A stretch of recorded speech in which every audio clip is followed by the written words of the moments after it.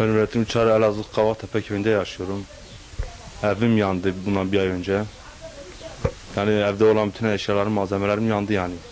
Nurettin Bey, evli misiniz? Evet, 2 senedir evliyim. Çocuğunuz var mı? Var, bir kızım var, 8 aylık. Hani annesi kurtardı, o olmasaydı yani çocuk içeride yanıyordu yani. 3 kardeşiz, ayrı ayrı oturuyoruz yani. Yani öyle bir tapulu evimiz yok yani. İdareten öyle oturuyorduk. Köy yerleri olsa iyi gördüm. Yani. Şu an neredesin abi? Ne yapıyorsun? Kardeşimin evindeyim. Eskiden bir kahve vardı. Bir de bir yanında bir göz daha vardı. Onu mutfak, lavabo ne yaptık.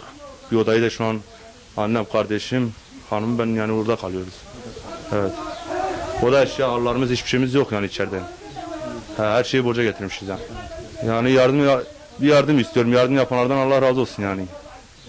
Bir yardım istiyorum yani. Her türlü işte çalışırım.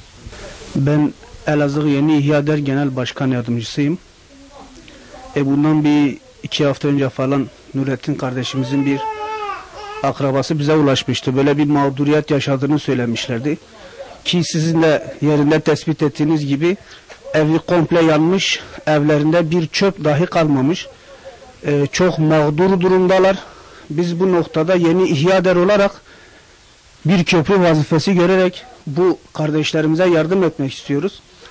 Buradan özellikle Elazığ Valiliğine, Elazığ Belediyesi'ne, sosyal yardımlaşmaya ve hayırsever tüm insanlarımıza çağrıda bulunuyoruz.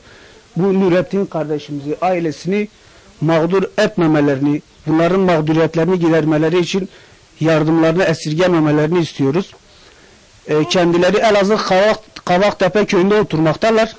Dileyen direkt bu köye gelip bizzat yardımı kendilerine yaparlar. Dileyen bize başvurur.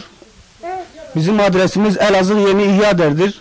Elazığ'daki kardeşlerimizin tabiriyle 2. Harput Caddesi'nde Acar İşhanı 4. kattayız.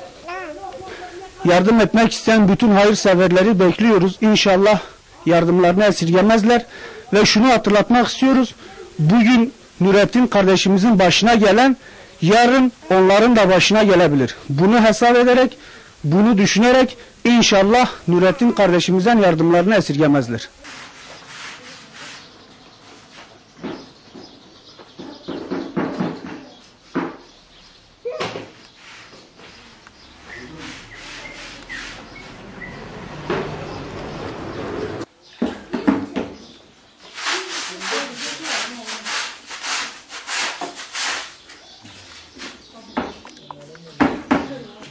Ufak bir göz vardı, kardeşime verdim, dedim idareten yani nereye kadar gidersen. Biz Allah rızası için yardım istiyoruz. Bu kardeşim için yardım istiyoruz. Yani evi yanmıştır.